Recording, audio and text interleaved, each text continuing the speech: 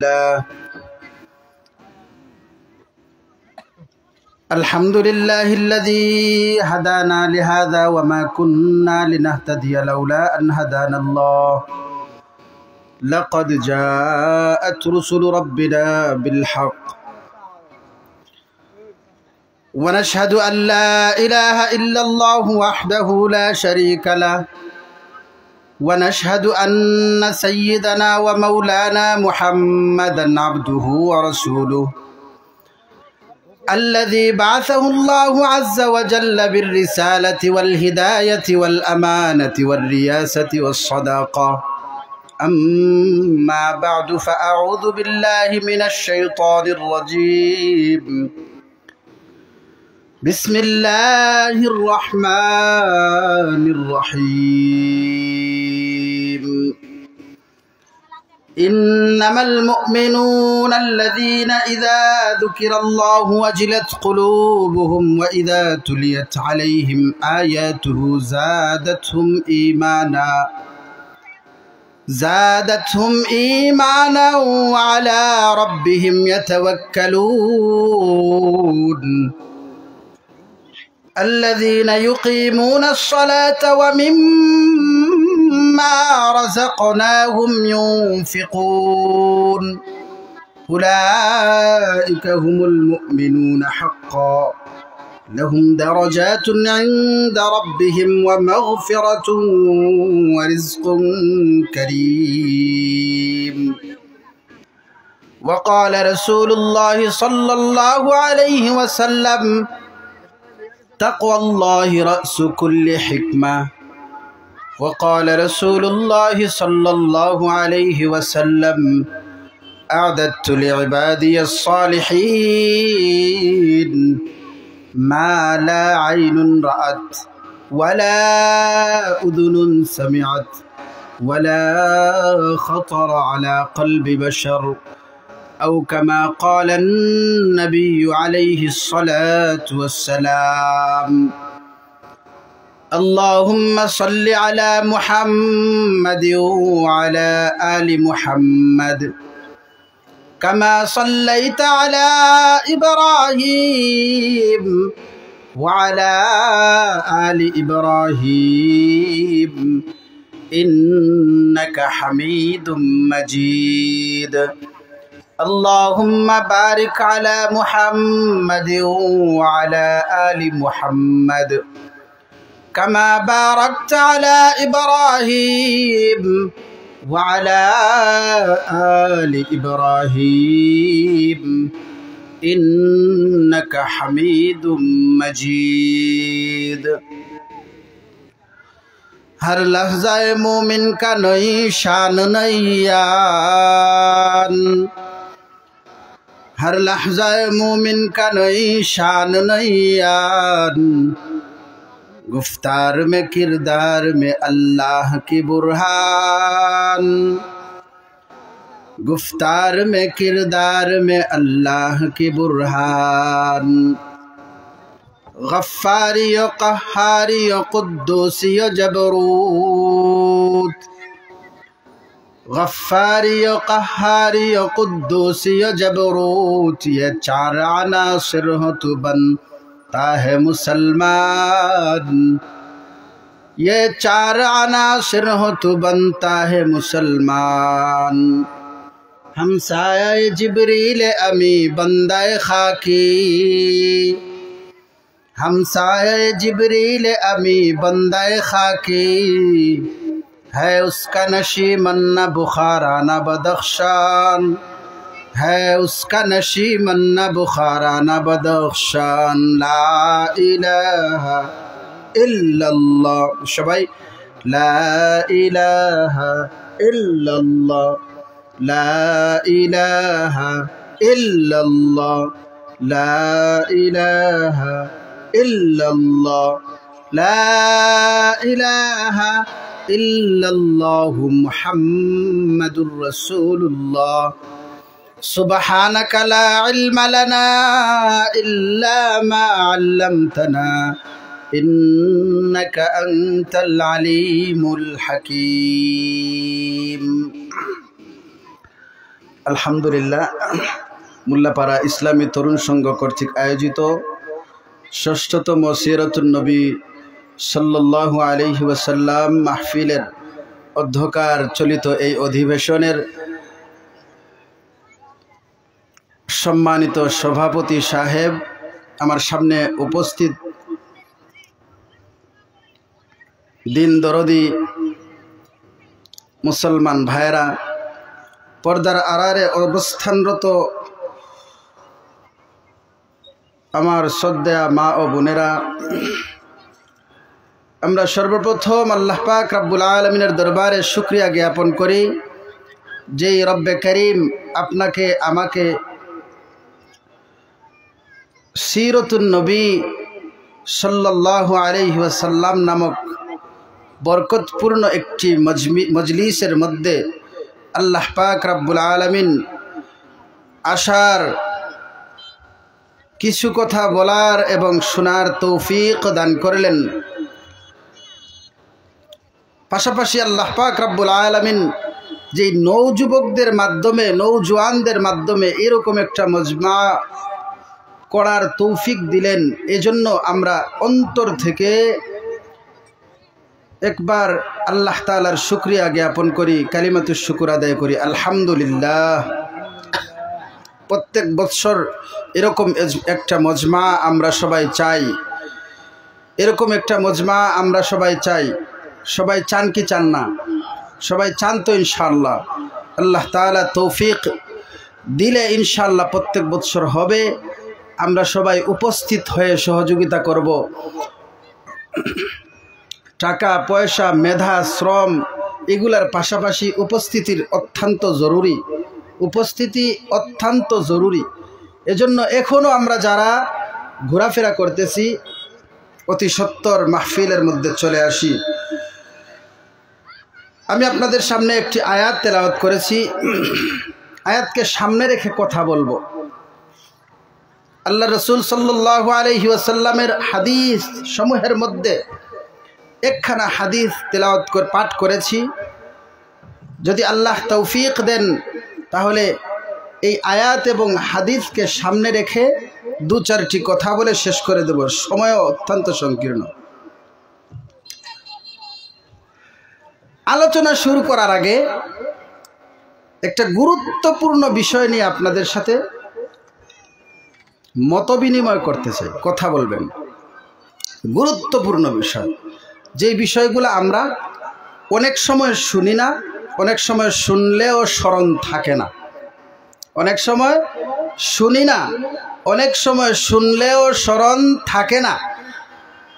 এমন একটি বিষয় আমাদের সামনে এসে উপস্থিত হয়েছে, এজন্য এই কথাটা আগে বলবো আলোচনা শুরু করার আগে। বিষয়টা হলো, বর্তমান যে মাস চলতেছে শাবান মাস, আল্লাহ পাক রব্বুল আলামিন আশহুরে হুরুম সম্মানী মাসসমূহের একটা মাস হলো শাবান মাস। এই মাসে গুরুত্বপূর্ণ একটা রজনী রয়েছে, রাত্র রয়েছে, যেটা এই মাসের মধ্যে সবচেয়ে ফজিলতপূর্ণ রাত। এই ফজিলতপূর্ণ রাতের অসংখ্য অগণিত হাদিসের মধ্যে আল্লাহ পাক রব্বুল আলামিন রাসূলের মাধ্যমে জানিয়ে দিয়েছেন। অসংখ্য অগণিত হাদিসের মধ্যে এই রাত যে ফজিলতপূর্ণ, এটার কোনো সন্দেহ নাই, অনেক হাদিসের মধ্যে রয়েছে। তবে আমরা যেই বিষয়টার মধ্যে বিভ্রান্তিতে পড়ি সেই বিষয় নিয়েই কথা বলতে চাই।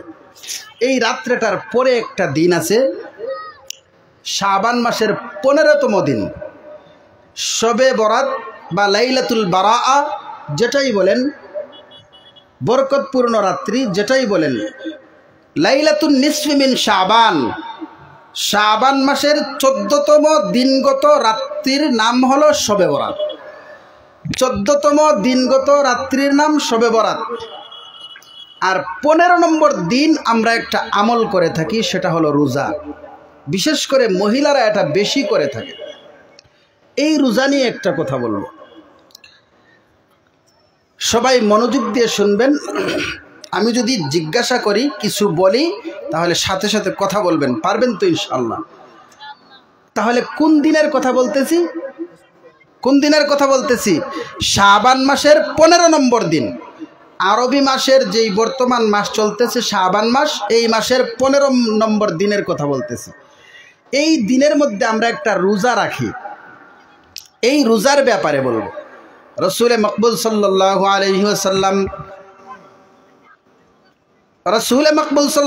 আলাইহি ওয়াসাল্লামের এক হাদিসের মধ্যে আসছে, হযরত আলী ইবনে আবি তালিব রাদিয়াল্লাহু তাআলা আনহু বর্ণনা করেন, আন আবি তালিব রাদিয়াল্লাহু তাআলা আন আলী রাদিয়াল্লাহু তাআলা আনহু قال إذا كانت ليلة النصف من شعبان فقوموا ليلها وصوموا نهارها।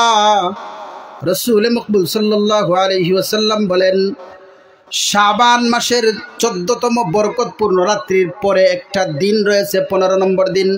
কত নম্বর দিন? শাবান মাসের 15 নম্বর দিন। রাত্রিতে রাত্র জাগরণ করা। ইমাম সাহেব আমাদের মসজিদে কিভাবে রাত্রি যাপন করবেন আলোচনা করেছেন। পরের দিন যে আমরা রোজা রাখি, এই রোজার ব্যাপারে রসুল মকবুল সাল্লাল্লাহু আলাইহি ওয়াসাল্লামের হাদিস কি বলে? হযরত আলী রাদিয়াল্লাহু তাআলা আনহু থেকে বর্ণিত, তোমরা শাবান মাসের 14তম দিনগত রাত্রিতে আল্লাহ তাআলার ইবাদতে মশগুল থাকো, পরে 15 নম্বর দিনে রোজা রাখো। এটা আলী রাদিয়াল্লাহু তাআলা আনহু থেকে বর্ণিত। পরের দিন রোজা রাখা, এই ব্যাপারে একটা গুরুত্বপূর্ণ মাসআলা বলবো। এই হাদিসের মধ্যে পরের দিন যে রোজা রাখার কথা বলেছেন, আল্লামা আলী ইবনুল মাদানী রাহমাতুল্লাহি আলাইহি উনার কিতাবের মধ্যে বলেছেন, এই হাদিসটা যঈফ, কানা যঈফান, এই হাদিসটা হলো যঈফ। হযরত আলী ইবনুল মাদানী রাহিমাহুল্লাহ আরেক জায়গায় বলেছেন, হাযাল হাদিসু লা ইয়াসিহু, এই হাদিসটা সহিহ নয়। পরের দিন যে রোজা রাখবো, এই হাদিসটা সহিহ নয়, শুদ্ধ নয়, নির্ভরযোগ্য নয়। কি বলছি?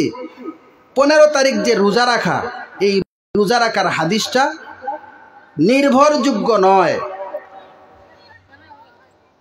হযরত আলী ইবনুল মাদানী রাহিমাহুল্লাহু তাআলা আনহু হাদিসের কিতাবাদের মধ্যে উনি লিখছেন, কানা যঈফান ফিল হাদিস, এই হাদিসটা যঈফ।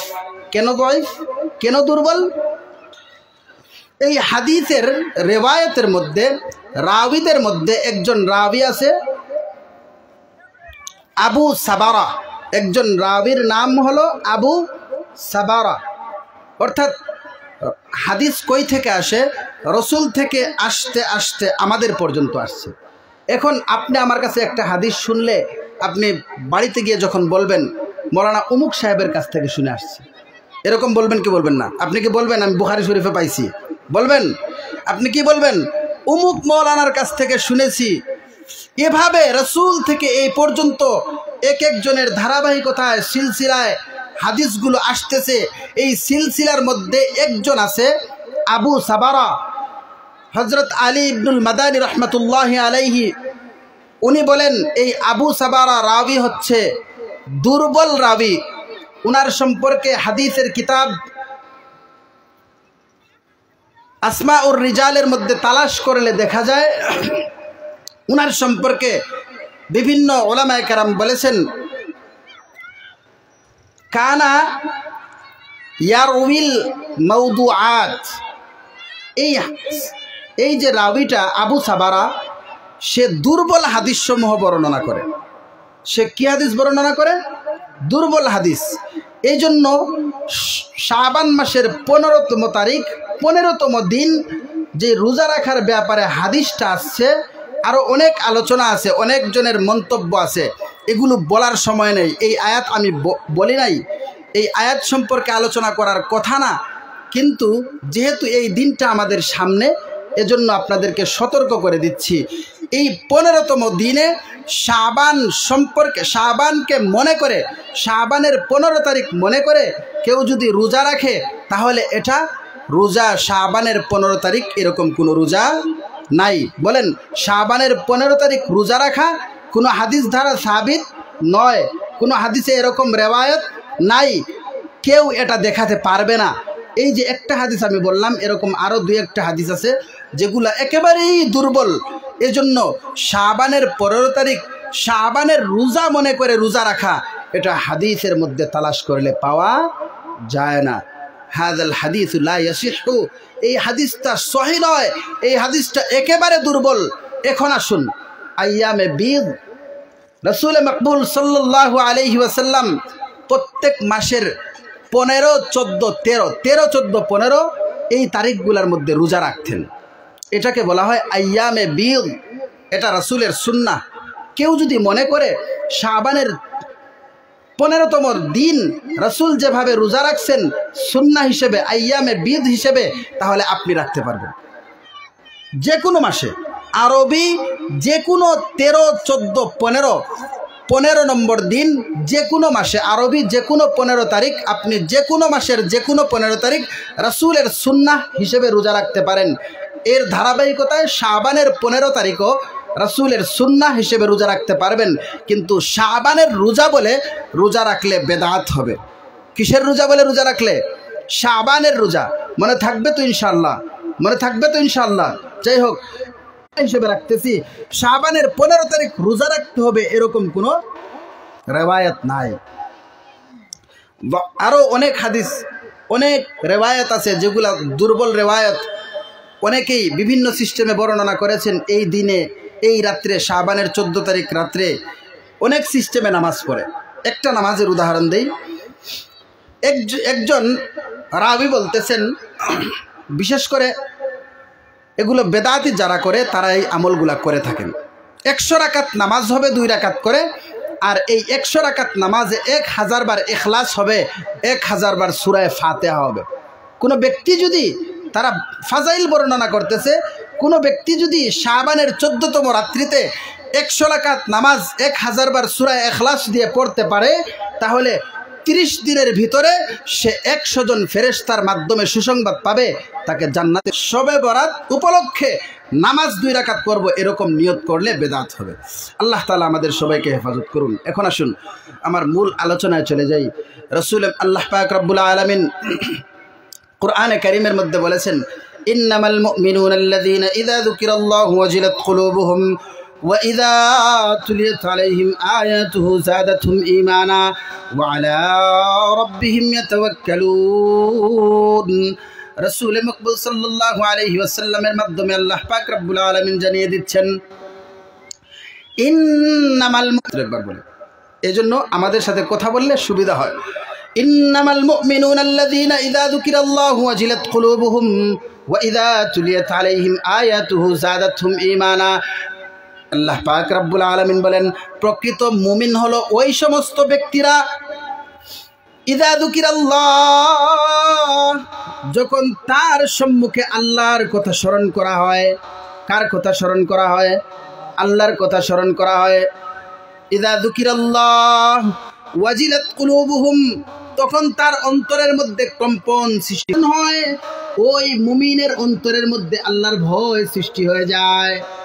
ইমাম মাযহারি রাহিমাহুল্লাহ উনি এই আয়াতের এই অংশটুকুর কথা ব্যাখ্যা করেছেন, যখন তার সামনে আল্লাহর নাম উচ্চারণ হবে, যখন তার সামনে আল্লাহর কথা বলা হবে, যখন তার সামনে আল্লাহকে স্মরণ করা হবে, ওয়াজিলাত কুলুবুহুম, ওই মুহূর্তে তার অন্তরের মধ্যে একটা কম্পন সৃষ্টি হয়ে যাবে। কেন কম্পন সৃষ্টি হবে? যদি কম্পন সৃষ্টি হয় আল্লাহর নাম নিলে, যদি কম্পন সৃষ্টি হয় তবেই সে প্রকৃত মুমিন। উলাইকা হুমুল মুমিনুনা হাক্কা, সেই প্রকৃত মুমিন। যদি আল্লাহর নাম স্মরণ হয়, আল্লাহর তাযকিরা, যার ভিতরে আল্লাহর ভয় থাকে তাকেই মুত্তাকি বলা হয়। অন্তরের মধ্যে ভয় থাকতে হবে।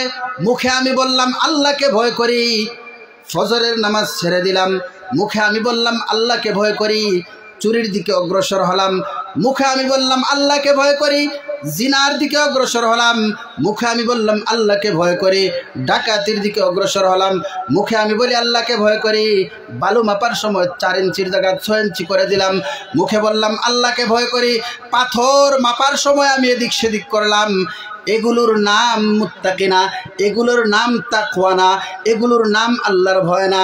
আল্লাহর ভয় অন্তরের মাধ্যমে করতে হবে, অন্তরে আল্লাহর ভয়কে বিদ্যমূল করতে হবে। কোথায় আল্লাহর ভয় বিদ্যমূল করতে হবে? কোথায় করতে হবে? অন্তরে। আল্লামা তাকি উসমানী গুনাহ কি দরার একটি কিতাব লিখছেন, ওই কিতাবের মধ্যে উদাহরণ আনছেন আল্লামা হাসান বসরি রহমাতুল্লাহি আলাইহি। তাকওয়ার একটা সুন্দর উদাহরণ দিয়েছেন। উদাহরণটা হলো, যদি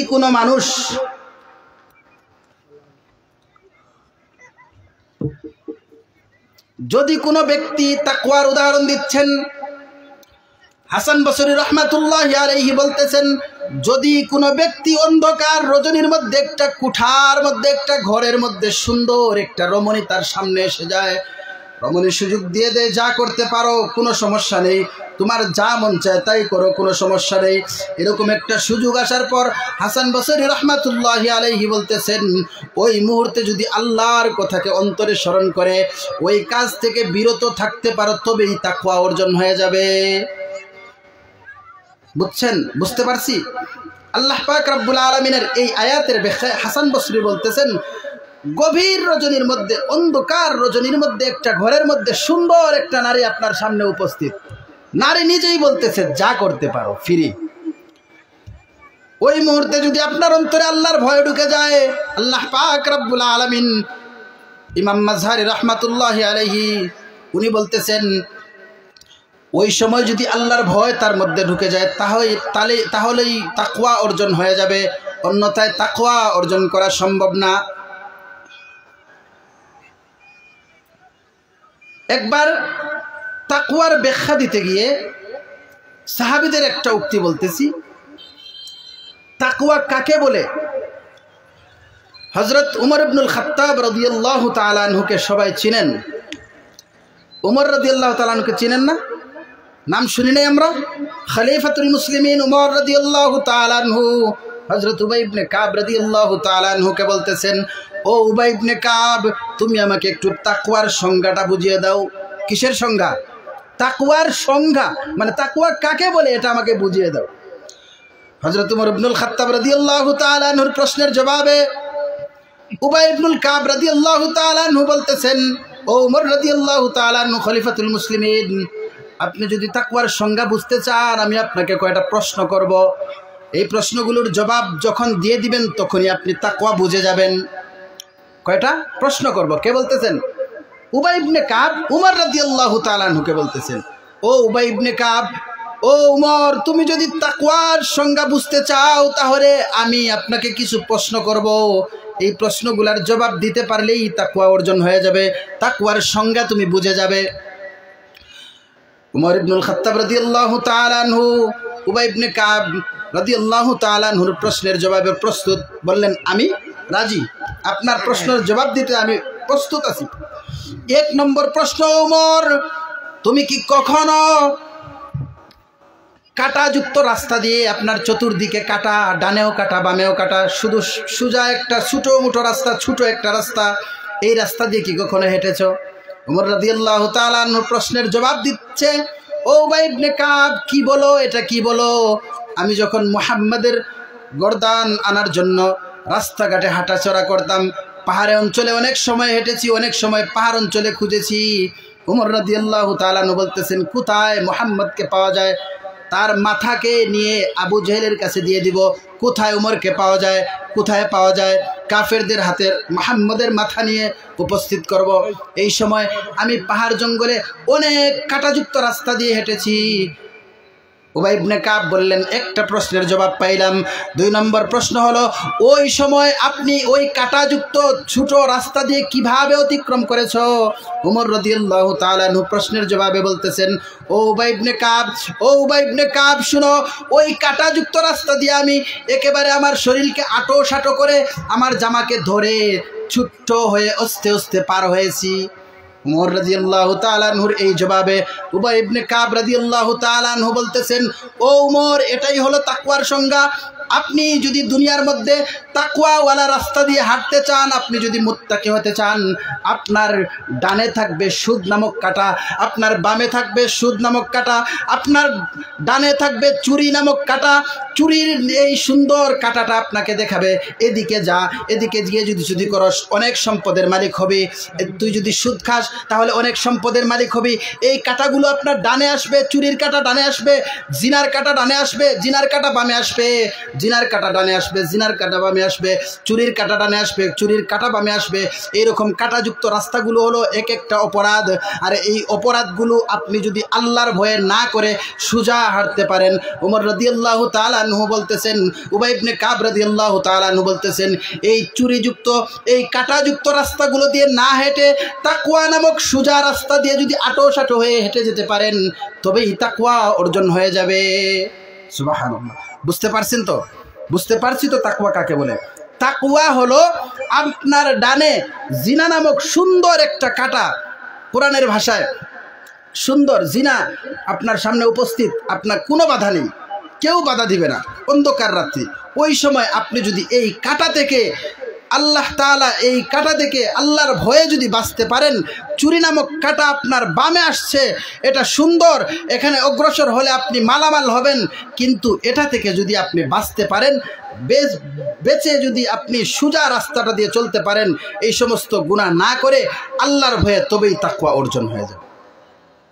এজন্য আমাদেরকে এই সমস্ত রাস্তা থেকে চুরি ছাড়তে হবে, জিনা ছাড়তে হবে, ডাকাতি ছাড়তে হবে, এই সমস্ত কিছু ছাড়তে হবে, ব্যভিচার ছাড়তে হবে, অন্যের মাল আত্মসাৎ করা ছাড়তে হবে।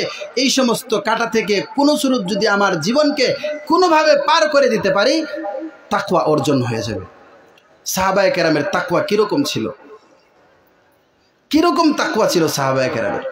হযরত উমর খলিফাতুল মুসলিমিন রাস্তা দিয়ে হাঁটতেছেন মদিনার অলিগলিতে, প্রজাদের অবস্থা দেখার জন্য উমর রাদিয়াল্লাহু তাআলা আনহু নিজেই হাঁটতেন। আর আমাদের অবস্থা কি? আমাদের বাসায় একদিন প্রধানমন্ত্রী আসছিলেন আমাদেরকে জিজ্ঞাসা করার জন্য যে আপনার অবস্থা কি? আসছিলেন? কথা বলেন না কেন? আসছিলেন? এমপির কোনো কর্মকর্তা কি আমার বাসায় কোনোদিন আসছিলেন? না, আসে না। অথচ হযরত খলিফাতুল মুসলিমিন, যার ব্যাপারে রাসূল মাকবুল সাল্লাল্লাহু আলাইহি ওয়াসাল্লাম বলতেছেন উমারু ফিল জান্নাহ, উমর রাদিয়াল্লাহু তাআলা আনহু জান্নাতে যাবে, দুনিয়ায় থাকতে সুসংবাদ। ওই খলিফাতুল মুসলিমিন যখন খলিফা হলেন, মদিনার অলিগলি দিয়ে হাঁটেন এবং প্রজাদের অবস্থা পর্যবেক্ষণ করেন।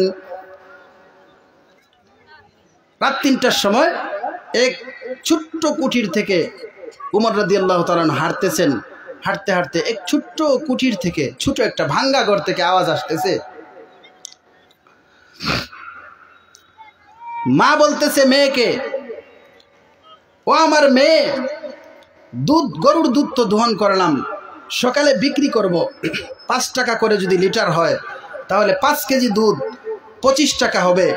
এই 5 কেজি দুধের সাথে 2 কেজি দুধ, 2 কেজি পানি মিশিয়ে দাও, তাহলে 7 কেজি হলে 5 7 35, 10 টাকা লাভ হইল কিনা? কথা বলেন, 10 টাকা লাভ হইল কিনা? 10 টাকা লাভ হইল। উমর ওই বৃদ্ধা মহিলা তার মেয়েকে বুদ্ধি দিচ্ছে। মেয়ের জবাব কি ছিল?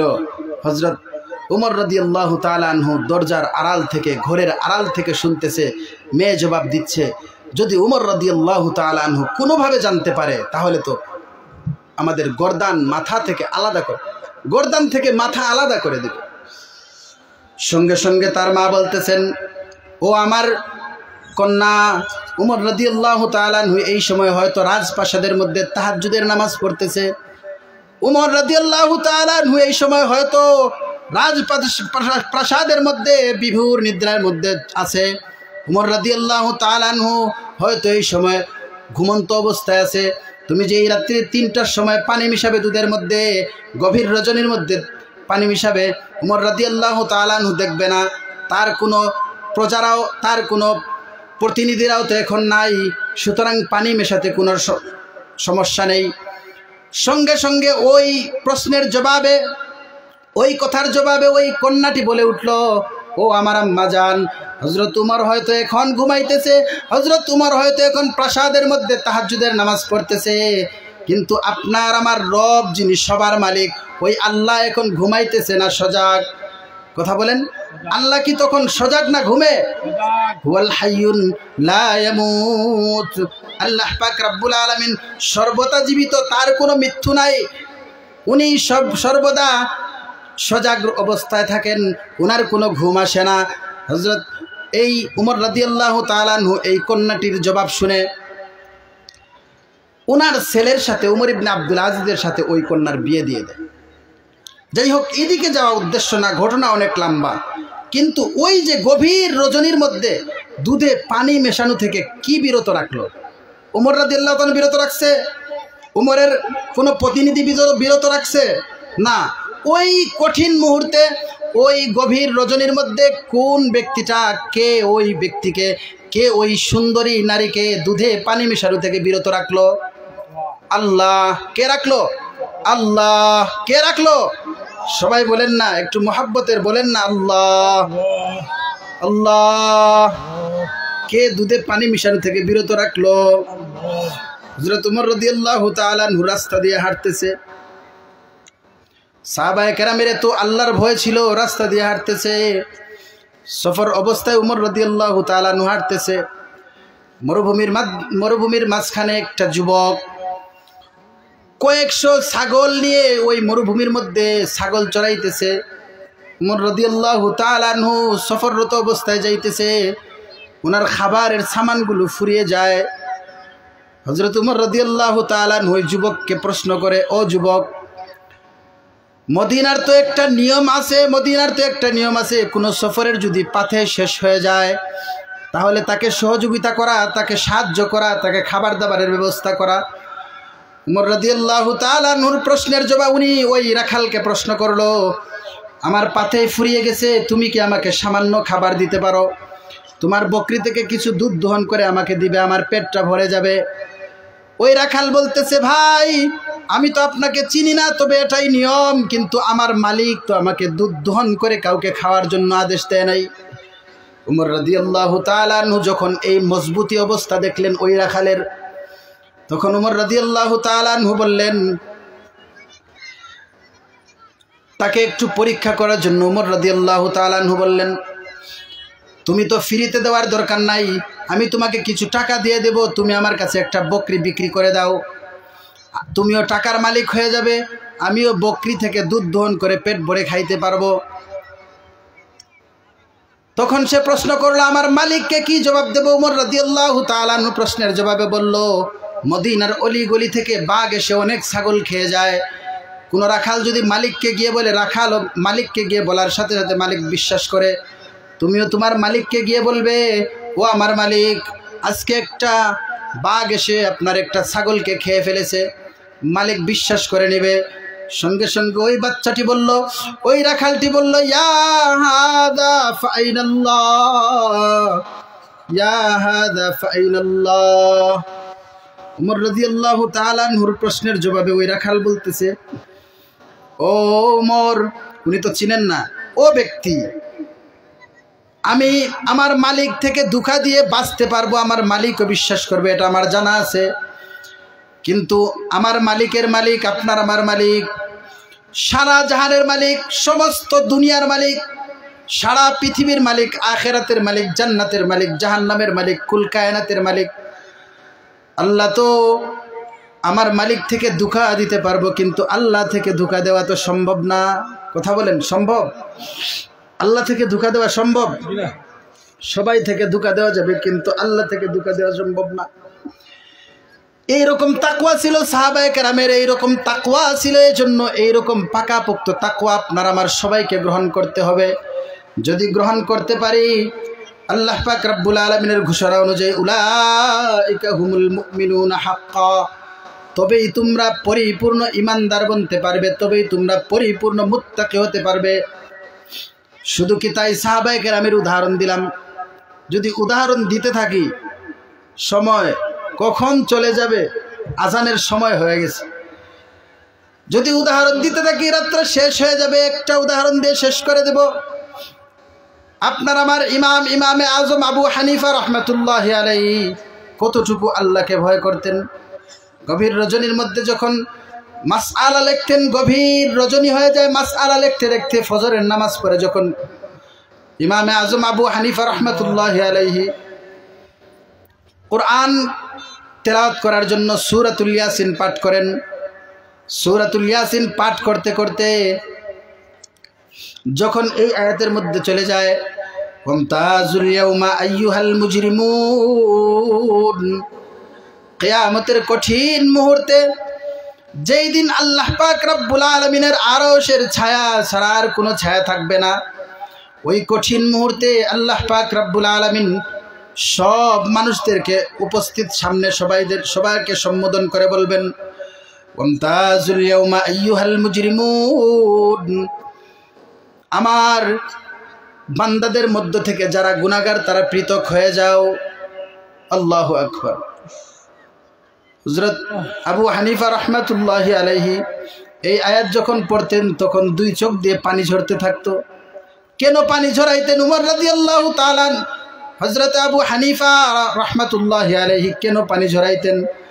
উনি মনে মনে ভাবতেন, উনি মনে মনে চিন্তা করতেন, ওই কঠিন মুহূর্তে যদি আমি গুনাহগারদের তালিকাভুক্ত হয়ে যাই তাহলে আমার কি অবস্থা হবে। এতটুকু ভয় ছিল আল্লাহর, এতটুকু ভয় ছিল তাদের অন্তরে। তাদের মতো ভয় আমাদের মধ্যে তৈরি করতে হবে, তাদের মতো ভয় আমাদের অন্তরে তৈরি করতে হবে। আল্লাহ পাক রব্বুল আলামিন কোরআনে বলেন, ইয়া আইয়ুহাল ইনসান মা গাররাকা বিরাব্বিকাল কারীম, ও মানুষেরা কিসে তোমাদের সম্মানী রব থেকে বিরত রাখে? কেন ওই রবের কথা স্মরণ করে গুনাহ ছাড়তে পারো না? কেন ওই রবের কথা স্মরণ করে তাকওয়া অর্জন করতে পারো না? কিসে তোমাদের বিরত রাখে? কিসে তোমাদের বিরত রাখে? একদিন তো এই দুনিয়া থেকে চলে যাব, ধোঁকাময় দুনিয়া, আমরা কেউ থাকবো না। আল্লাহ পাক রব্বুল আলামিন বলেন, ওয়ামাল হায়াতুদ দুনিয়া ইল্লা মাতাউল গুরুর, এই দুনিয়াটা হলো ধোঁকার জায়গা। এই ধোঁকার জায়গা থেকে আমাদের সবাইকে চলে যেতে হবে। এজন্য আল্লাহ পাক রব্বুল আলামিন বলতেছেন আমাদের সবাইকে তাকওয়া অর্জন করতে হবে। কিভাবে তাকওয়া অর্জন করব? এই এতক্ষণ পর্যন্ত আলোচনা করে বুঝলাম যে আমরা কিভাবে তাকওয়া অর্জন করব। যখন আল্লাহর কথা স্মরণ হয়, গুনাহ যখন আমার সামনে এসে যায়, আল্লাহর কথা স্মরণ করে গুনাহকে ছেড়ে দেব, তাকওয়া অর্জন হয়ে যাবে। আল্লাহর কথা স্মরণ করে জিনা ছেড়ে দেব, তাকওয়া অর্জন হয়ে যাবে। আল্লাহর কথা স্মরণ করে পাপাচার ছেড়ে দেব, তাকওয়া অর্জন হয়ে যাবে। এই তাকওয়াটা অর্জন করা সবার পক্ষে সম্ভব না। যাদের মধ্যে দ্বীনের বুঝ আল্লাহ পাক রব্বুল আলামিন দেন, তাদের পক্ষে তাকওয়া অর্জন করা সম্ভব। আপনি আল্লাহর কথা শুনবেন, আপনি কোরআন হাদিস শুনবেন, আপনি কোরআন হাদিস মোতাবেক আমল করার চেষ্টা করবেন, আল্লাহ যেভাবে বলবেন সেভাবে আমল করার চেষ্টা করবেন। যখন জানবেন, আপনি জানলেন না, আমল করা আপনার দ্বারা সম্ভব না। আপনি আল্লাহকে চিনলেনই না, আল্লাহকে কিভাবে ভয় করবেন? একজন প্রধানমন্ত্রী যদি আমাদের রাস্তা দিয়ে হেঁটে যায়, যে চিনে তাকে জান দিয়ে সম্মান করার চেষ্টা করবে। কথা বলেন, করবে কি করবে না? আমি প্রধানমন্ত্রীকে চিনি না, আমার কাছে উনি স্বাভাবিক একজন পুরুষ হেঁটে যাওয়ার সময় আমার যে অবস্থা থাকবে, প্রধানমন্ত্রী হেঁটে যাওয়ার সময় আমার একই অবস্থা থাকবে। ঠিক তদ্রূপ যতক্ষণ পর্যন্ত আল্লাহর আজমত আমার ভিতরে ঢুকবে না, যতক্ষণ পর্যন্ত আল্লাহর ভয় আমার অন্তরের মধ্যে তৈরি হবে না, যতক্ষণ পর্যন্ত আল্লাহর বরত্ব সম্পর্কে আমি অবগত হব না, ততক্ষণ পর্যন্ত আল্লাহকে পরিচয় করা সম্ভব না, ততক্ষণ পর্যন্ত তাকওয়া অর্জন করা সম্ভব না। কথা বলেন ঠিক কিনা? এজন্য তাকওয়া অর্জন করতে হলে আল্লাহর কথা শুনতে হবে, তাকওয়ার অর্জন করতে হলে কোরআন হাদিসের আলোচনা শুনতে হবে, তাকওয়া অর্জন করতে হলে গুনাহের সময় আল্লাহকে স্মরণ করতে হবে। তাকওয়া সেই সমস্ত ব্যক্তিদের অর্জন হয় না যারা যখন গুনাহের কাজ করে তখন আল্লাহর কথা স্মরণ করে না। দু চারটি উদাহরণ দিয়ে শেষ করে দেব। 2009 সালে আপনারা সবাই জানেন, তখন আমরা ছোট ছিলাম, আমরা ওলামায়ে কেরামদের মুখ থেকে শুনেছি, বিভিন্ন রাজনৈতিক সদস্যদের মুখ থেকে শুনেছি। 2009 সালে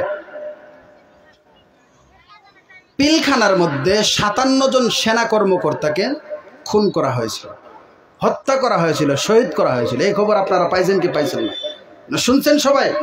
57 জন সেনা কর্মকর্তাকে হত্যা করা হয়েছে। এই সেনা কর্মকর্তারা যখন হত্যা কেন করলেন, যখন বুঝতে পারলো যে এরা আমার বিপক্ষে চলে যাচ্ছে, তখন তাদেরকে হত্যা করা হলো। বিভিন্ন ষড়যন্ত্রের মাধ্যমে পিলখানার ট্রাজেডির মধ্যে নিয়ে তাদেরকে হত্যা করা হয়। এখন হত্যা একটা জঘন্যতম অপরাধ কি অপরাধ না? কথা বলেন, অপরাধ কি অপরাধ না? ওই অপরাধের সময় তার মধ্যে আল্লাহর কথা স্মরণ হয় নাই। এজন্য নিজের বাদশাহীকে টিকে রাখার জন্য, নিজের রাজত্বকে টিকে রাখার জন্য, নিজের পাওয়ারকে টিকে রাখার জন্য 57 জন সেনা কর্মকর্তাকে হত্যা করেছে। ওই মুহূর্তে তার আল্লাহর কথা স্মরণ করার কথা ছিল, কিন্তু স্মরণ হয় নাই। এজন্য সে 57 জন সেনা কর্মকর্তাকে অনায়াসে হত্যা করে দিল। শুধু তাই না মুসলমান, আল তাকওয়া নামক এই তাকওয়ার একটা অর্থ আমি করছি, আমি ব্যক্তিগতভাবে একটা অর্থ করছি ব্রেকিং পাওয়ার। কি পাওয়ার? কথা বলেন। তাকওয়ার আমার ব্যক্তিগত একটা অর্থ হলো, তাকওয়ার অর্থ হলো ব্রেকিং পাওয়ার। কি পাওয়ার? ব্রেকিং পাওয়ার। অর্থাৎ একটা উদাহরণ দিয়ে সুন্দরভাবে বুঝবেন। আপনি একটা গাড়ির ড্রাইভার, যখন আপনি গাড়ি সোজা রাস্তা দিয়ে চালাচ্ছেন, হঠাৎ করে আপনার সামনে আরেকটা গাড়ি চলে আসলো, তখন ওই গাড়িকে নিয়ন্ত্রণ করতে হলে আপনাকে ব্রেক ধরতে হবে। ধরতে হবে কি হবে না? হবে কি হবে না? ঠিক তদ্রূপভাবে আপনার সামনে যখন গুনাহের একটা অবস্থা তৈরি হয়ে যায়, আপনার সামনে সুন্দর একটা রমণী চলে এসে আপনার জিনার রাস্তা খুলে যায়, আপনার সামনে ডাকাতির রাস্তা খুলে যায়, আপনার সামনে বিভিন্ন অপপ্রচারের, বিভিন্ন অপকর্মের রাস্তা খুলে যায়, ওই মুহূর্তে যদি আপনার তাকওয়া নামক ব্রেকিং পাওয়ারটা কাজ না করে, তাহলে জিনাহের কাজ অনায়াসে করে ফেলবেন, গুনাহের কাজ অনায়াসে করে ফেলবেন। এজন্য তাকওয়াকে আমি ব্রেকিং পাওয়ার অর্থ দিয়েছি। যখন তাকওয়া চলে আসবে, তখন আল্লাহর ভয় চলে আসলো। আল্লাহর ভয় চলে আসার কারণে এই গুনার কাছ থেকে সরা সম্ভব কি সম্ভব না? সম্ভব কি সম্ভব না? এই জন্য এই তাকওয়াটা অত্যন্ত গুরুত্বপূর্ণ বিষয়। এই সমস্ত তাকওয়া যদি অর্জন না হয়, আমাদের অবস্থা কি দাঁড়ায়? এই সমস্ত তাকওয়া অর্জন না হওয়ার কারণে উলামায়ে কেরামদের উপর রাজনৈতিকভাবে বিভিন্ন অপকর্ম চালিয়ে তাদেরকে হত্যা করা হয়। যেমন একটা উদাহরণ দেই, শাপলা চত্বরে 2013 সালে অসংখ্য অগণিত হেফাজত নেতাকে, অসংখ্য অগণিত তাহাজ্জুদগুজার ব্যক্তিদেরকে, এই সমস্ত ব্যক্তিদেরকে রাতের অন্ধকারে তাহাজ্জুদরত অবস্থায়, ঘুমন্ত অবস্থায়, তাহাজ্জুদরত অবস্থায়, কেউ হেঁটে আসতেছে, কেউ চলাফেরা করতেছে, কেউ শান্তির ঘুমে ঘুমাচ্ছে, ওই সময় অনাকাঙ্ক্ষিতভাবে গুলি করে এই সমস্ত ব্যক্তিদেরকে হত্যা করা হয়েছে। এর একমাত্র কারণ, উলামায়ে কেরামদেরকে হত্যা করার একমাত্র কারণ, এই সমস্ত তাহাজ্জুদগুজারদেরকে হত্যা করার একমাত্র কারণ, ওই মুহূর্তে তার ভিতরে আল্লাহর তাকওয়া নামক ব্রেকিং পাওয়ার তৈরি হয় নাই। এই জন্য তাকওয়া নামক ব্রেকিং পাওয়ার যখন আমার মধ্যে চলে আসবে, আল্লাহ পাক রব্বুল আলামিনের যত সমস্ত দুনিয়ার মধ্যে অপকর্ম আছে, সব অপকর্ম থেকে আমাদেরকে বেঁচে থাকা সম্ভব হবে, অন্যথায় বাঁচা সম্ভব না। আপনি প্রধানমন্ত্রী, আপনি যদি 1000 নয়, 2000 নয়, লাখ লাখ সৈন্য যদি রাস্তাঘাটে ছড়িয়ে দেন চুরিকে সরানোর জন্য, রাতের অন্ধকারে আপনার সৈন্যরা ঘুমাবে, কিন্তু ওই অন্ধকারে একজন চোর চুরি করবেই। এজন্য এই চোরকে চুরি থেকে ফিরাতে হলে তার ভিতরে তাকওয়া নামক ব্রেকিং পাওয়ার ঢুকিয়ে দিতে হবে। এই জিনাকারীকে জিনা থেকে বিরত রাখতে হলে তার অন্তরের মধ্যে তাকওয়া নামক ব্রেকিং পাওয়ার ঢুকিয়ে দিতে হবে। এই সমস্ত তাকওয়া নামক ব্রেকিং পাওয়ার না থাকার কারণে দুনিয়ার মধ্যে যেই সমস্ত অপকর্ম চলে, যা মুখে বলে সম্ভব না, মুখে বলা সম্ভব না, শেষও করা যাবে না, এই তাকওয়া নামক ব্রেকিং পাওয়ার না থাকার কারণে। কিছুদিন আগে 2013-14-15 আমরা দেখেছি এই দেশের মধ্যে প্রায় 40টা আয়াত এবং হাদিস লেখে আনছিলাম, বলার সময় নাই, একেবারে সময় সংকীর্ণ, কিছু কথা বলেই শেষ করে দেব। 2013-14-15 আমাদের দেশের রাজনীতি এমন অবস্থায় দাঁড়িয়েছিল, এই অবস্থাটা তৈরি হওয়ার একটাই কারণ, তার মধ্যে আল্লাহর ভয় নাই, তাকওয়া নাই। কি অবস্থা হয়েছিল 2013-14-15 এই সালগুলোর মধ্যে? সরকার পক্ষ থেকে বিভিন্ন অপকর্মের মাধ্যমে বিভিন্ন সিস্টেমে সরকারের পক্ষ থেকে বা আমাদের দলের পক্ষ থেকে, আমাদের দেশের কোন এক দলের পক্ষ থেকে এমন অবস্থা হয়েছিল, শুধু খুন, শুধু গুম, শুধু রাহাজানি এগুলো শুরু হয়েছিল। কত সালে? 13, 14, 15। তারপর 2021-এ এসে উলামায়ে কেরামদেরকে ধরা শুরু করলো। কেন ধরলো? আল্লামা মামুনুল হক সাহেবকে ধরছেন কেন জানেন? একটা মানিব্যাগ চুরির মামলা। একটা মানিব্যাগ চুরি করছেন মামুনুল হক সাহেব। এটা কি সম্ভব? মামুনুল হক সাহেবের সম্পদের যদি হিসাব যদি করেন ছাতকে কেউ এরকম হবে না। বাপদাদার হাসিনার বাড়ি যেই জায়গায়, ওই জায়গাতেই 500 কেয়ার জমিন আছে, বাপদাদার সম্পদ এগুলো। উনি রিসোর্টে গেছেন, বলেন হুজুর মানুষ, এই রিসোর্টের ভাড়া 50,000। হুজুর মানুষ আবার এত টাকা পায় কই? মুসলমান বুঝতে হবে, উলামায়ে কেরাম দুনিয়ার মধ্যে আল্লাহ পাক রব্বুল আলামিনের প্রতিনিধি। উলামায়ে কেরাম আল্লাহর পক্ষ থেকে খলিফা। উলামায়ে কেরাম দুনিয়ার মধ্যে মানুষকে হেদায়েতের রাস্তা দেখিয়ে দেওয়ার জন্য রাসূল মাকবুল সাল্লাল্লাহু আলাইহি ওয়াসাল্লাম হাদিস শরীফের মধ্যে ওয়ারিস ঘোষণা করেছেন, আল উলামা ওয়ারাসাতুল আম্বিয়া। মানুষকে হেদায়েতের রাস্তা দেখিয়ে দেওয়ার জন্য উলামায়ে কেরাম দিনরাত চেষ্টা করে যাচ্ছে। এই চেষ্টার করার জন্য অনেক সময় হক কথা বলতে হয়, যেমন অনেক সময় সরকারের পক্ষ থেকে বা বিভিন্ন দলীয়ভাবে অনেক সময় অপপ্রচারকে অবাধে বিস্তার করা হয়। যেমন আমাদের এখানে, আমাদের দেশের মধ্যে পতিতালয়কে একেবারে এমন অবস্থা করে দেওয়া হয়েছে, পতিতালয় একেবারে সোজা হয়ে গেছে। কেউ এটার বিরুদ্ধে মাথে না, কেউ এটার বিরুদ্ধে কথা বলে না। মদকে একেবারে সোজা করে দেওয়া হয়েছে, কেউ এটার বিরুদ্ধে মাথে না। যখন উলামায়ে কেরাম এটার বিরুদ্ধে কথা বলল, উলামায়ে কেরাম যখন পতিতালয় বন্ধ করার কথা বলল, উলামায়ে কেরাম যখন মদকে হারাম করার ঘোষণা করল, উলামায়ে কেরাম যখন ভাস্কর্যকে বন্ধ করার কথা বলল, বানানো বন্ধ করার কথা বলল, ওই সময় উলামায়ে কেরাম হয়ে যায় মানিব্যাগ চোর, ওই সময় উলামায়ে কেরাম হয়ে যায় নারী নির্যাতনকারী, ওই সময় উলামায়ে কেরাম হয়ে যায় অপপ্রচারকারী, ওই সময় উলামায়ে কেরাম হয়ে যায় ব্যভিচারকারী। এইগুলো তখনই বন্ধ হবে যখন একজন ব্যক্তির মধ্যে আল্লাহ নামক, তাকওয়া নামক ব্রেকিং পাওয়ার তৈরি হয়ে যাবে। এজন্য এই তাকওয়া নামক ব্রেকিং পাওয়ার আমাদের মধ্যে তৈরি করার জন্য সবাই প্রস্তুত আছি তো ইনশাআল্লাহ? আছি তো সবাই ইনশাআল্লাহ? তাকওয়া নামক ব্রেকিং পাওয়ার তৈরি করার জন্য সবাই প্রস্তুত আছি তো ইনশাআল্লাহ? আল্লাহ পাক রব্বুল আলামিন আমাদের সবাইকে তৌফিক দান করুন। এই সমস্ত আরো কত অপপ্রচার চলছে, অপব্যাখ্যা চলতেছে, কত কিছু চলতেছে। ট্রান্সজেন্ডার একটা আসছে কয়দিন আগে, ট্রান্সজেন্ডার। মুসনাদে আহমদের মধ্যে একটা হাদিস আসছে, মুতাশাব্বিহাত হওয়া যাবে না, অর্থাৎ একজন নারী পুরুষের রূপ ধরতে পারবে না, একজন পুরুষ নারীর রূপ ধরতে পারবে না। এগুলো স্কুলের বইয়ের মধ্যে এমন সিস্টেমে আনে যাতে এটা মানুষ শিখতে শিখতে শিখতে শিখতে একেবারে সহজ হয়ে যায়, একেবারে ইজি হয়ে যায়, মানুষ যাতে এটাকে গুনাহ মনেই না করে। অথচ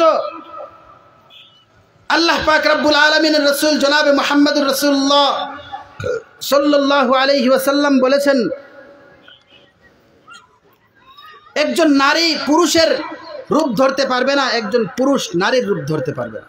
ট্রান্সজেন্ডার, লিঙ্গ পরিবর্তন, নারী পুরুষ হয়ে যাওয়া, পুরুষ নারী হয়ে যাওয়া, এরকম আকীদা যারা পোষণ করবে, এরকম আকীদা যাদের মধ্যে থাকবে, তাদের ব্যাপারে ফতোয়াই দিয়ে যাওয়ার দরকার।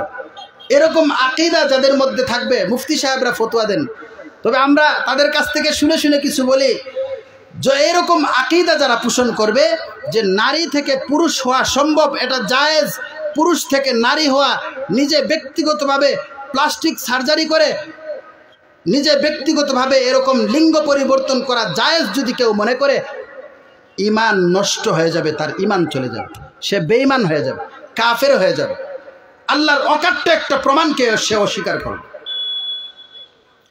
এজন্য রাসূল মাকবুল সাল্লাল্লাহু আলাইহি ওয়াসাল্লাম যেভাবে আমাদেরকে তাকওয়ার কথা বলেছেন, আল্লাহ পাক রব্বুল আলামিন আয়াতের মধ্যে যেভাবে তাকওয়ার অর্জনের কথা বলেছেন, এভাবে তাকওয়া আমাদেরকে অর্জন করতে হবে। আল্লাহ ভীতি আমাদেরকে অর্জন করতে হবে। সাহাবায়ে কেরাম রাস্তা দেখিয়ে দিয়েছেন কিভাবে তাকওয়া অর্জন করব। যখন আমার সামনে গুনার কাজ এসে যায় তখনই আল্লাহর কথা স্মরণ করতে হবে। এজন্য আয়াতের মধ্যে আল্লাহ পাক রব্বুল আলামিন বলেছেন, ইন্নামাল মুমিনুনা আল্লাযীনা ইযা যুকিরাল্লাহু ওয়াজিলাত কুলুবুহুম ওয়া ইযা তুলিয়াত আলাইহিম আয়াতুহু যাদাতহুম ঈমানা। যখন তোমাদের সামনে আল্লাহর কথা বলা হয়, আল্লাহর কথা বলা হয়, যখন তোমাদের সামনে আল্লাহর কথা বলা হয় তখন তোমার অন্তর কাঁপতে থাকবে, অর্থাৎ গুনাহ থেকে বিরত থাকবে, আল্লাহর ভয়ে গুনাহ থেকে বিরত থাকবে, তবেই পরিপূর্ণ মুমিন হতে পারবে। ওয়া ইযা তুলিয়াত আলাইহিম আয়াতু, যখন তোমার সামনে আয়াত পড়া হবে, আল্লাহর নিদর্শনগুলো দেখানো হবে অথবা কোরআনের আয়াত পড়া হবে। ওয়া ইযা তুলিয়াত আলাইহিম আয়াতুহু যাদাতহুম ঈমানা, ওই মুহূর্তে আপনার ঈমান বাড়তে থাকবে, এমনিতেই বাড়বে না, তাকওয়া অর্জন ছাড়া ঈমান বাড়া সম্ভব। الذين يقيمون الصلاة ومما رزقناهم ينفقون أولئك هم المؤمنون حقا। যারা ইকামতে সালাত নামাজকে প্রতিষ্ঠা করে, الذين يقيمون الصلاة ومما رزقناهم ينفقون, এবং আল্লাহ পাক রব্বুল আলামিন যা আমাদেরকে দিয়েছেন তা থেকে ব্যয় করে। আচ্ছা বলেন তো, আপনার আমার ধারা দুনিয়ার মধ্যে কোনো জিনিস অর্জন করা সম্ভব না যদি আল্লাহ না দেন। এর একটা উদাহরণ দিয়ে শেষ করে দেব, সময় একেবারে সংকীর্ণ। আল্লাহ যদি না দেন, অনেক সময় আমরা বলি এই কথাগুলো বলা ঠিক না, অনেক সময় আমরা বলি আমি যদি রোজগার না করি তাহলে আসবে কিভাবে, বলি কি বলি না? আমি যদি রোজগার না করি, রুজি না করি, তাহলে আসবে কিভাবে? ও ভাই, আপনি আমাকে চিনেন, আপনি আপনাকে চিনেন, আপনি কি ছিলে, আপনাকে চিনেন, আপনি কি ছিলে, ওই থেকে যদি আল্লাহ আপনাকে এই পর্যন্ত না আনতেন তাহলে আপনি রুজি করতে পারতেন? আল্লাহ রাসূল সাল্লাল্লাহু আলাইহি ওয়াসাল্লাম বলতেছেন, ফালা লাকা সিন্নুন তাকতা, তোমার কি ছিল? দাঁত ছিল কিন্তু কাটার শক্তি ছিল না। আমরা যখন ছোট ছিলাম দাঁত উঠে গেল, উঠার পর দাঁত ছিল কিন্তু এই দাঁত দিয়ে শক্ত জিনিস কাটার শক্তি ছিল? কথা বলেন, ছিল? এজন্য আল্লাহ বলতেছেন তুমি কি ছিলে, রাসূল বলতেছেন তুমি কি ছিলে, তোমার দিকে তাকাও। ফালা লাকা সিন্নুন তাকতা, তোমার হাত, তোমার দাঁত ছিল কিন্তু কাটার মতো শক্তি ছিল না। ওয়ালা লাকা ইয়াদুন তাবতিশ, তুমি যখন ছোট ছিলে তোমার দুই হাত ছিল কিন্তু হাত দ্বারা তালি বাজানো সম্ভব ছিল না। ছোট থাকা অবস্থায় যখন আমি লড়তে চড়তে পারি না তখন আমার হাত দিয়ে তালি বাজাইতে পারতাম? কথা বলেন, পারতাম? তালি বাজাইতে পারতাম? ওয়ালা লাকা ইয়াদুন তাবতিশ, তোমার হাত ছিল কিন্তু তুমি হাত দিয়ে তালি বাজাইতে পারতা না। ওয়ালা লাকা রিজুলুন তামশি, তোমার পা ছিল কিন্তু ওই পা দ্বারা তোমার হাঁটা করা সম্ভব ছিল না, হাঁটা চলাফেরা করা সম্ভব ছিল না। ওয়ালা লাকা কালবুন তুমাইজ, ওয়ালা লাকা কালবুন তাতাফাক্কার, তোমার একটা অন্তর ছিল, এখনো যেভাবে অন্তর আছে ওই সময় তোমার অন্তর ছিল, কিন্তু ওই মুহূর্তে ওই অন্তর দ্বারা কিভাবে উপার্জন করবে, কিভাবে 1 টাকা থেকে 10 টাকা বানাবে, কিভাবে আমি খাইব, কিভাবে পড়বো, এগুলা বোঝার মতো শক্তি ছিল না। ওয়ালা লাকা কালবুন তুমাইজ ওয়ালা লাকা যিহনুন তুমাইজ, তোমার একটা জেহেন ছিল, তোমার একটা মেধা ছিল, ওই মেধা দিয়ে তুমি ফিকির করার শক্তি ছিল না। কুনতা যায়ফা, তুই তো একবারে দুর্বল ছিলি। কুনতা সগীরা, তুই তো একবারে ছোট ছিলি, তুই তো একেবারে দুর্বল ছিলি। কুনতু কাবীরা, আমি তোকে বড় করলাম। আজান হইতেছে,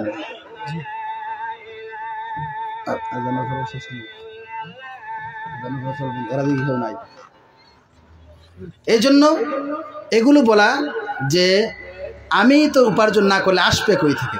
ভাই, আমি কিছুই ছিলাম না, আল্লাহ দিছে। এজন্য আল্লাহর রাস্তা আমার উপার্জন থেকে দেওয়া, মানে আল্লাহর রিজেক যেটা আমাকে দিছেন তা থেকে আমি ব্যয় করলাম, তাহলে প্রকৃত মুমিন হওয়া সম্ভব। আল্লাহ পাক রব্বুল আলামিন আমাদের সবাইকে প্রকৃত মুমিন হওয়ার জন্য সর্বপ্রথম যেই গুণটা দরকার সেটা হলো তাকওয়া নামক ব্রেকিং পাওয়ারের ডর। এই তাকওয়া নামক ব্রেকিং পাওয়ারের ভয় আমাদের অন্তরে আনতে পারবো তো ইনশাআল্লাহ। কিভাবে আসবে? যখনই গুনার কাজ আমার সামনে আসবে তখনই আল্লাহর কথা স্মরণ করে এই গুনাহ ছেড়ে দেব। যখন গুনার কথা আমার সামনে আসবে তখন আল্লাহর কথা ছেড়ে গুনাহকে ছেড়ে দেব, তাহলে এই তাকওয়া অর্জন হবে। আল্লাহ পাক রব্বুল আলামিন আমাদের সবাইকে তৌফিক দান করুন। ওয়া আখিরু দাওয়ানা আনিল হামদুলিল্লাহি রাব্বিল আলামিন। আজান হইতেছে, ওযু করে আমরা সবাই নামাজ পড়ব।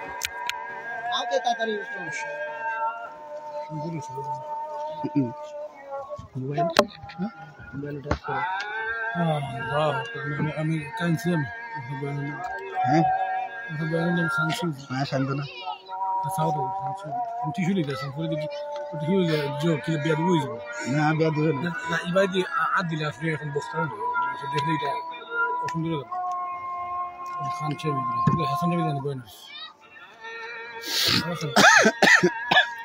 হাসান নবী সমাধান দেওয়া আরো খানতে এই হলে ইচ্ছা ও থাকে না ফেসাবে করি একবার উঠি ঘর রাখতে পারি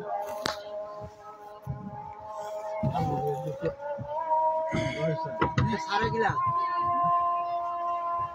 লাইভ শুরু